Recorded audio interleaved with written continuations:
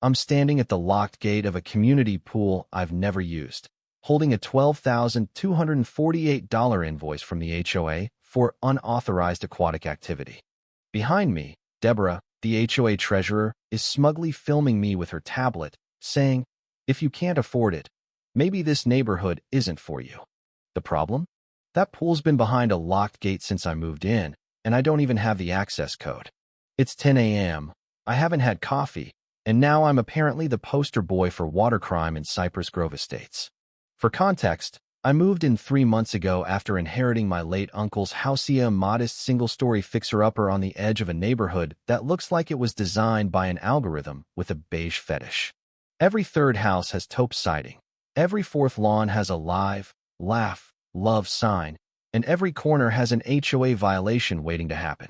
I've kept to myself, paid the dues they told me to, and tried not to stir trouble. So when this neon green envelope showed up taped to my door with "urgent" in a goofy font, I thought it was a parking reminder. Spoiler, it wasn't. I read the invoice 3 times before realizing it wasn't a joke. According to the HOA ledger, I'd hosted multiple unauthorized events involving non-resident minors at the community pool.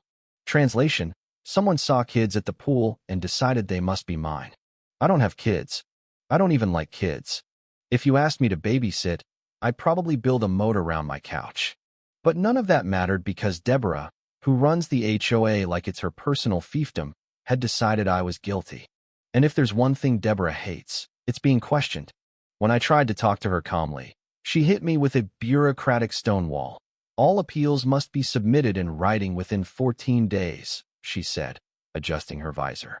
Then she handed me a violation handbook with highlighted passages that looked like they'd been marked during a fever dream. I figured this was a clerical error or a mix-up, maybe a wrong address or a kid lying about where they lived. So I did the rational thing. I asked for the pool access logs, thinking if I could prove I never entered the gate, this would go away. Instead, I got a letter 2 days later saying that due to ongoing violations, my pool access was indefinitely revoked. Hilarious, since I never had access to begin with. That's when I started walking the neighborhood during the day, casually noting who came and went from the pool. No wristbands, no security, no ID checks, just a few teenagers hopping the fence like it was a summer ritual. And who let them in? The same gate that supposedly required a code. The code I never got. What really flipped my inner detective switch was when a neighbor across the cul-de-sac, a kind old guy named Harold, asked if I was throwing another one of my parties this weekend. I blinked. "Excuse me." Harold pointed toward the pool. "Yeah, your cousins, or whoever they've been having a blast over there. Must be nice having the key." That's when it hit me. Someone was using my name, maybe even my lot number, to get into the pool, and the HOA was fining me for it. I went home, pulled up my porch camera footage, and scrolled through the past 3 weeks. Nothing obvious at first, but then I noticed a golf cart pulling into my driveway around noon most days, pausing, then driving off. The same golf cart Deborah uses to patrol the neighborhood like she's guarding a military base. I emailed the HOA, asking to verify who had accessed the pool under my lot number and when. The response: "That information is confidential due to neighborhood privacy protocols." Oh, really? You can fine me 12 grand, but won't tell me when I supposedly broke the rules? I wasn't just mad, he was insulted. They weren't even trying to hide it. I started asking around discreetly. Turns out, Deborah's nephew and his friends had been seen multiple times jumping the fence, or, worse, using an old access code that hadn't been changed in years. The kicker? One of the kids wore a shirt that said, "HOA Board, Future Leader." I couldn't make this up. So here I am, standing at the gate, locked out, while Deborah films me like I'm the criminal. I ask if I can at least see the logs proving I accessed the pool.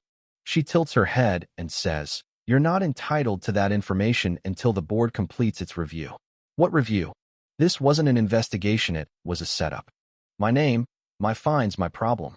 She drives off in her golf cart, smug as a cat who just knocked over a vase. I look at the invoice in my hand, $12,248.67 for a pool party I didn't even get invited to. That's when I decide, no more emails, no more waiting. I'm going to war not with shouting or fists, but with paper, legal, boring, precise, nuclear-grade documentation. I've already started. I've requested every HOA financial report from the last 3 years, filed an inquiry into how access codes are assigned, and installed a trail cam facing the pool entrance not just to catch trespassers, but to prove how deep this rabbit hole goes. What they don't know is I've already found something they didn't mean to leave public, a spreadsheet Deborah sent to the wrong email list. Guess what was on it? My name next to default scapegoat, and her nephew's initials next to priority access. I don't know what kind of HOA thinks it can bully people like this, but they picked the wrong quiet neighbor. This pool is about to become their very expensive mistake. The thing about being quiet is people assume you'll stay that way, that you'll take the hit, grumble, and keep trimming your hedges to regulation height while they bleed you dry with fake fees and smug smirks. But I've never been good at being anyone's designated fool. With a $12,248 invoice pinned to my conscience and a digital breadcrumb trail forming, I wasn't just irritated, I was focused. Most people think revenge has to be loud, but sometimes the best kind happens in spreadsheets and legal loopholes, where every cell you fill is a nail in someone else's coffin. So while Deborah strutted around in her oversized visor and orthopedic sneakers like she was the Empress of Suburbia, I started playing a different game. My first move was simple. I filed a formal request under the state's HOA transparency statute. Buried in the fine print is a clause letting homeowners request financial documents, meeting minutes, access logs, and board correspondence. They had 10 business days to comply. Predictably, on day 9, I got an email from Deborah. Unfortunately, we are unable to fulfill your request at this time due to staff limitations. Staff limitations? The HOA's staff was Deborah, her best friend Sylvia, and her nephew Ethan, who once crashed his skateboard into the community sign and blamed it on a rogue squirrel. I forwarded her refusal to the State Housing Commission, added a line about potential misuse of dues, and hit send. Meanwhile, the trail cam I'd hidden near the pool gate was doing heavy lifting. In 3 days, I had 4 videos of Ethan and his buddies using a keypad to enter the gate, same keypad I never had the code for. No key cards, no wristbands, just an old 4-digit entry and a lot of teenage bravado. One video even showed Deborah unlocking the gate and holding it open, handing out sports drinks like she was running a rec league. I saved that one to a folder labeled Checkmate. But I didn't just want footage, I wanted proof the access was falsely tied to me. So I knocked on Harold's door. He's the neighbor who thought I'd been hosting pool parties, a retired mechanic, sharp as ever, and gloriously unbothered by HOA nonsense since he stopped caring about their rules at 70. When I showed him the trail cam stills and asked if he could confirm who he'd seen at the pool, he nodded. Yep, that's the kid with the buzz cut and fake sunglasses. Saw him hop the fence last week. Then he paused. Wait, he said he was staying at your place. There it was, the lie in action. Ethan had been using my address as cover for his illegal summer fun. I thanked Harold and said I might need a written statement. He shrugged and said he'd do one better, come to the next HOA board meeting with me. That alone was going to be a show. These meetings were usually Deborah reading pre-written notes, the board nodding like puppets, and any objections labeled disruptive. But I wasn't just bringing complaints, I was bringing evidence. I printed every fine, every denial, every email. I highlighted contradictory dates. I even printed travel receipts for the weekend I was supposedly hosting a pool party. Turns out, I was in Charlotte for a conference, with hotel receipts, time-stamped rideshare logs, and flight confirmations. I was going to bury them in paperwork, and I'd do it with a smile. 2 days before the meeting, another envelope arrived, hand-delivered. Another violation. Deborah had added $2,000 for defacing HOA property because my trail cam was unauthorized surveillance. I laughed not because it was funny, but because it was desperate. They were losing control, and Deborah was throwing whatever she could to stop the bleeding. Too late. The paperwork was done, the videos were saved, the witnesses were ready. Then came a twist I didn't expect. Late that night, I got an email not from Deborah, not from the board, but from a blank Gmail account with one sentence. Check the financials for pool maintenance, March through May. Attached was a spreadsheet. At first glance, it looked like a standard budget report, but then I saw the discrepancies. Pool chemical supplies listed at $3,000 in March, $3,200 in April, and again in May, despite invoices showing actual purchases closer to $900 per month. Same vendor, Same quantities, triple the cost. Either chlorine was suddenly worth more than platinum, or someone was cooking the books.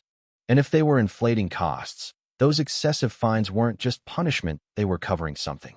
The next morning, I printed the spreadsheet and circled every number that didn't add up.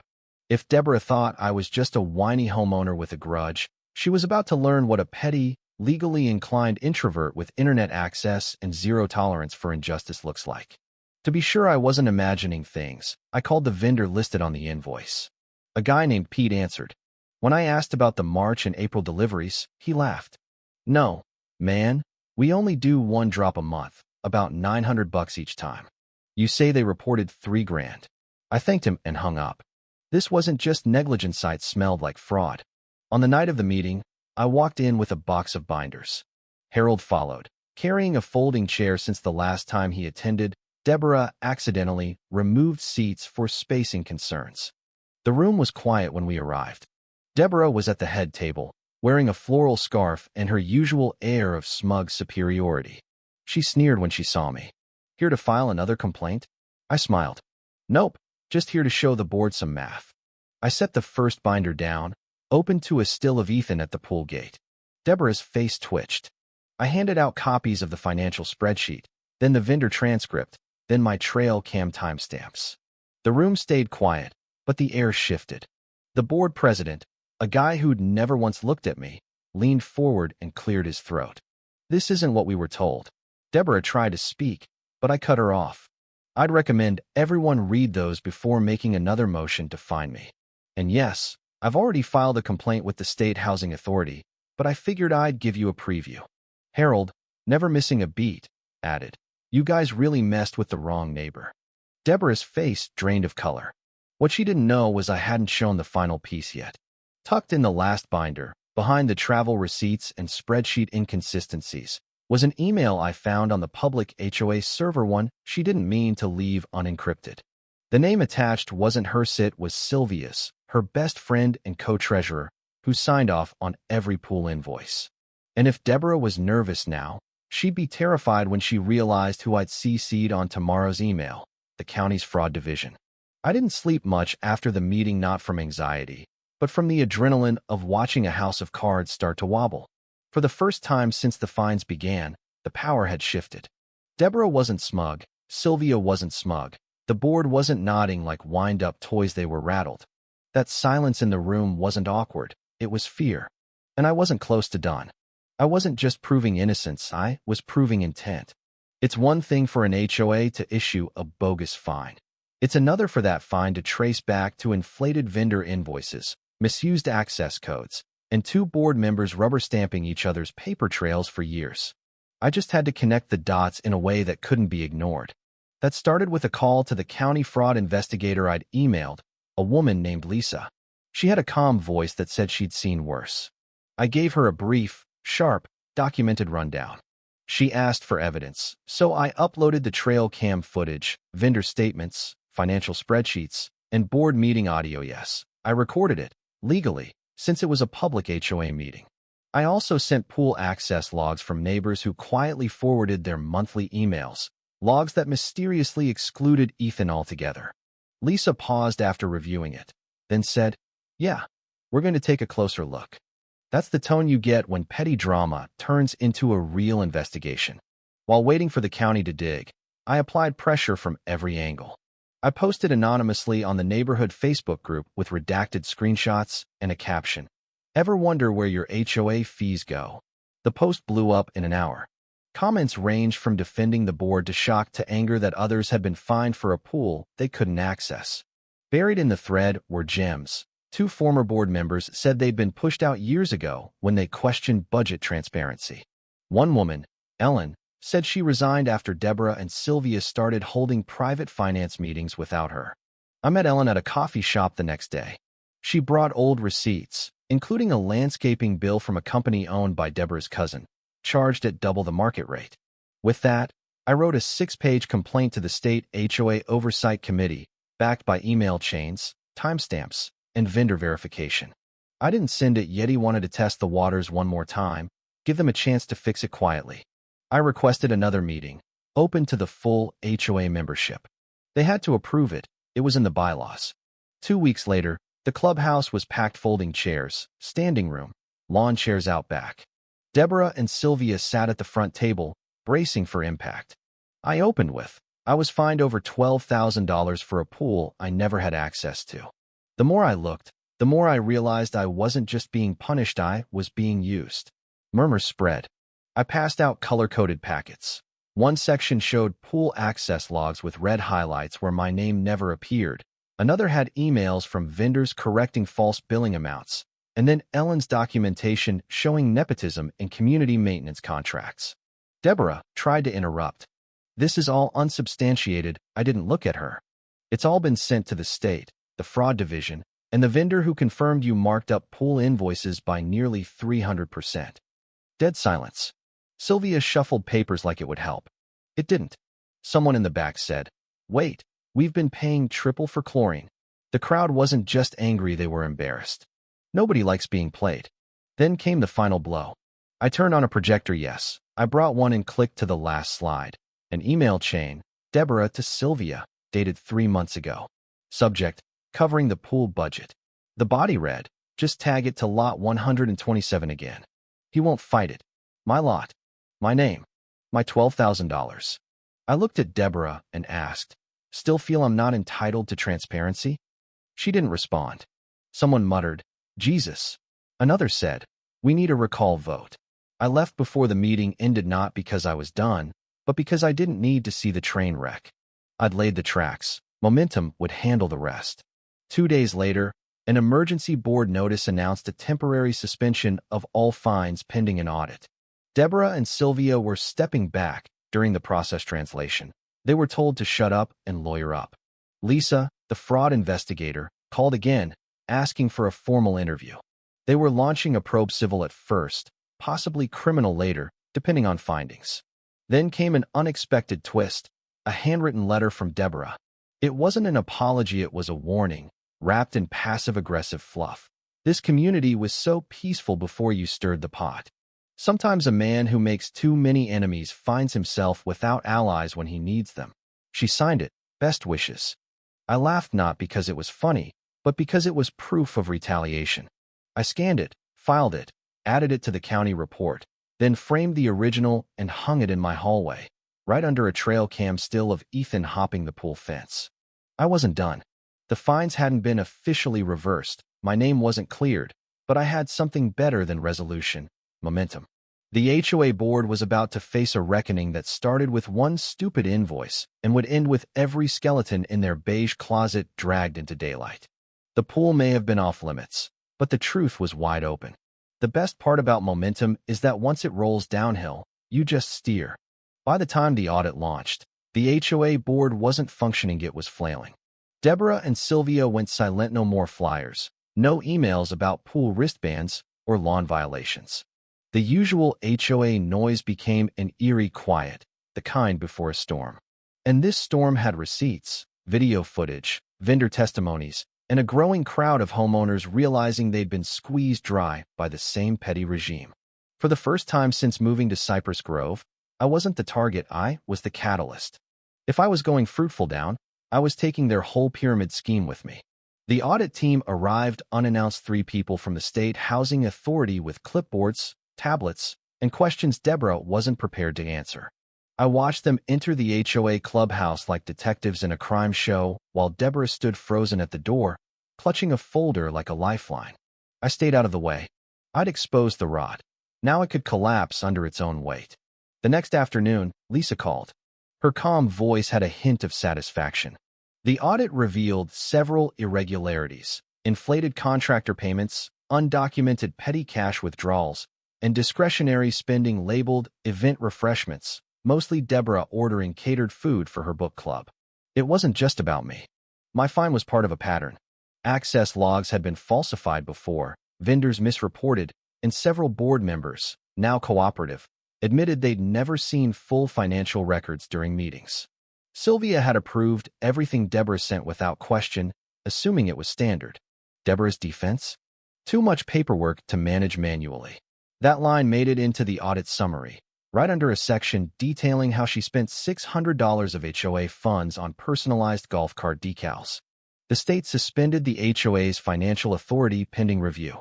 A temporary manager, a no-nonsense guy named Walter, was appointed. He called an emergency meeting and invited every homeowner. The seats were full not just with angry residents, but with people wanting answers. I sat in the back, not because I had nothing to say, but because I didn't need to. Everyone was finally seeing what I'd been shouting into the void for months. Walter read the findings aloud: fraudulent fines, nepotistic contracts, deliberate denial of access to amenities, and targeted scapegoating to cover budget discrepancies. When he finished, there was silence. Then Harold stood up and said, "So when do we vote to kick their asses out?" Laughter, real laughter, because it felt good to stop playing defense. A motion was made to remove Deborah and Sylvia from the board permanently. It passed unanimously. They didn't fight it. Deborah stood, red-faced and trembling, muttering about ungrateful neighbors before storming out. Sylvia followed, whispering apologies that fell flat. Just like that, the two women who'd ruled with clipboards and passive-aggressive newsletters were gone. But my story wasn't over. The $12,248.67 fine was still on my record, the lien threat unrescinded. I met with Walter after the meeting, laid out the timeline and documentation, and asked, "What's going to be done?" He flipped through the papers like a detective at a crime scene and said, "This should have never been approved." Within a week, I got a formal apology letter from the temporary board. The fine was erased, the lien threat rescinded, and they offered $6,000 in damages for my time, stress, and legal expenses.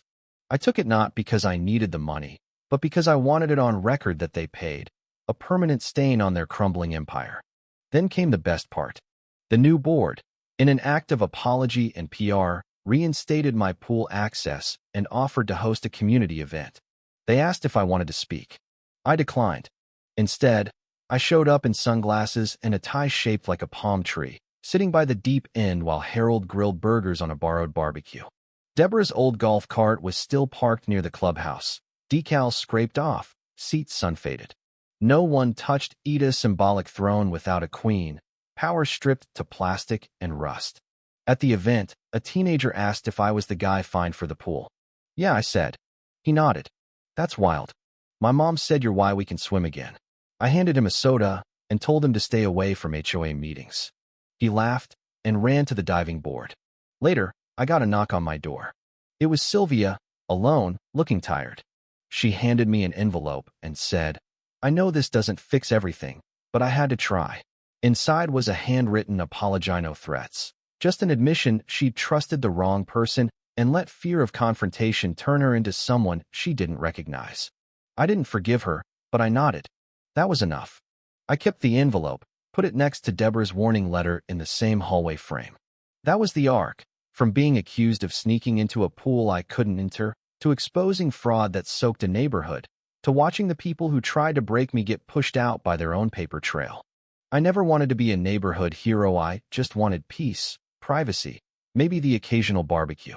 But this place taught me that silence protects bullies, and sometimes the best justice isn't yelling, it's documenting everything, smiling politely, and waiting for them to hang themselves with their own clipboard.